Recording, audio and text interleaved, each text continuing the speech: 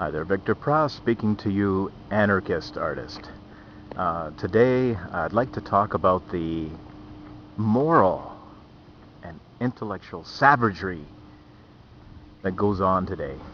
It is absolutely astounding. Here we are in the 21st century. We've had a renaissance. We've had an industrial revolution, a renaissance, a rebirth of reason. We have gone through those ages, and we have reached a pinnacle, I guess, in the 21st century. When I was a kid, the whole idea, a kid in the 70s, the whole idea of thinking about the year 2011 had a Jetsons super futuristic veneer and sound to it. And I guess in some instances, when you do think about it, maybe it's justified. It just doesn't strike me so, since I've, grew accustomed to it, and the years went by, and things just progressed piecemeal and slow motion. But if I was to be a kid and like seeing myself in the 1970s, and if that kid who I was transported himself to this century, just like in a wink, just like that, through some time-traveling machine or H.G. Wells deal there, I would, it'd be pretty astounding. I guess it would be futuristic, looking at computers and cell phones and iPods and all that fun stuff. But I guess, but it seems like man's moral development hasn't exactly fallen along the same lines. I mean, there has been hurdles and leaps and bounds, but sometimes there's retrogressions and just complete collapses into intellectual and moral debauchery and degradation. And just to give you an example of what I'm talking about when I'm leveling these kind of harsh cultural criticisms, let's take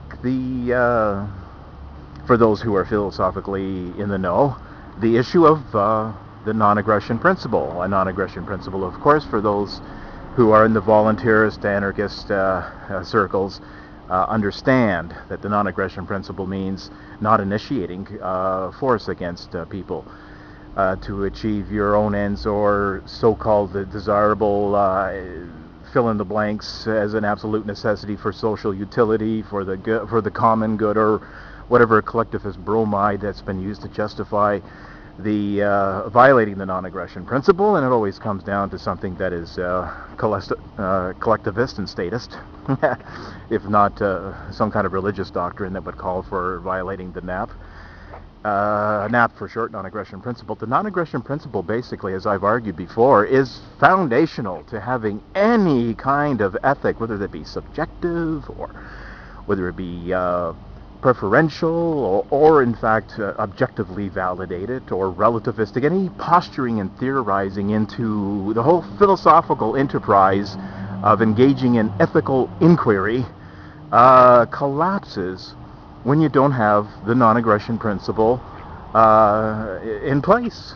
I mean, it just becomes, there's no longer arguing and sorting things out and communication and coming to a common agreement, or to not to come to a common agreement, but simply to go your separate ways. For any kind of achievement, there has to be no aggression, because force is the antithesis of mind.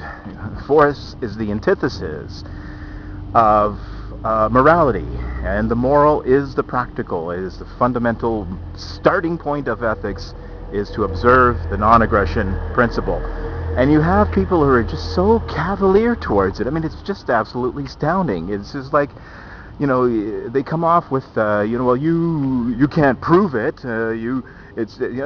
Whenever they hear, there's a large cadre of people, when they hear the non-aggression principle, and when you begin to explain it, you almost sense that they feel as if you were coming at them with some watchtower pamphlets, or like you're some kind of religious. It's like a different sundry flavor of religiosity coming their way.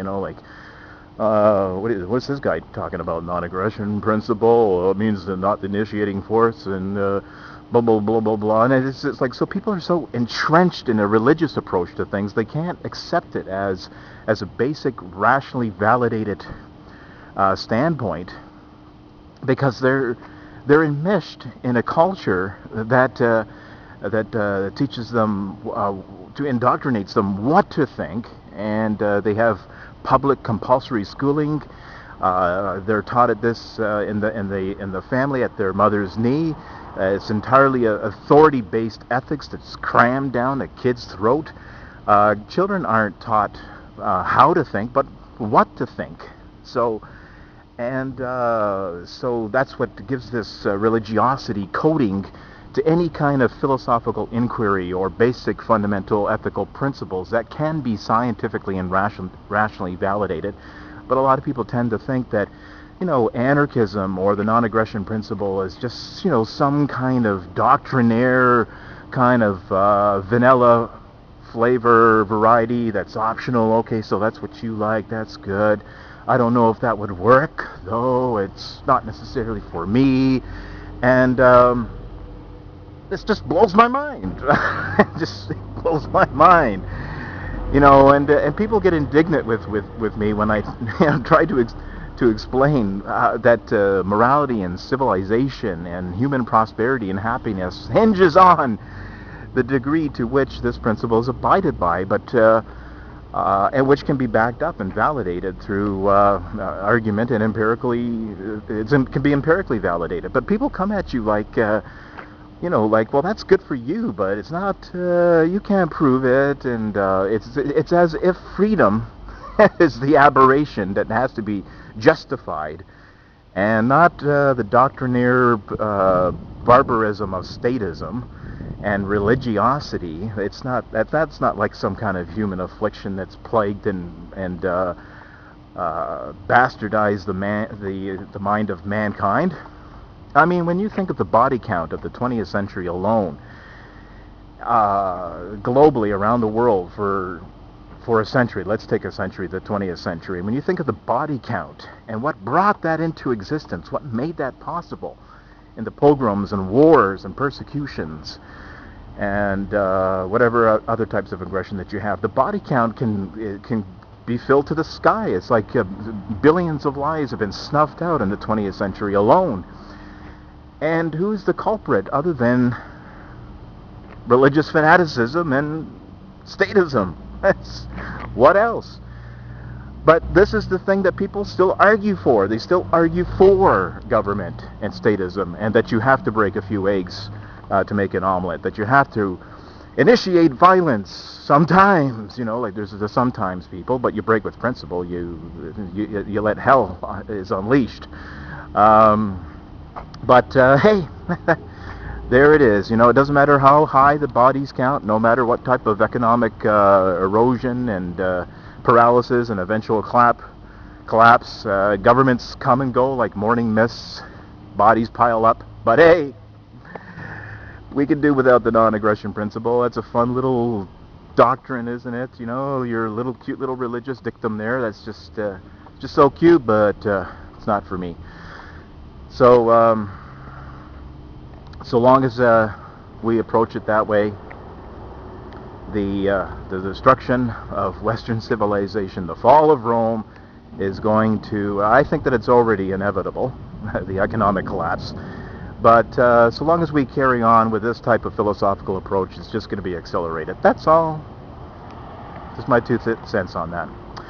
Well, anyway, Victor Pross, anarchist artist, pop culture.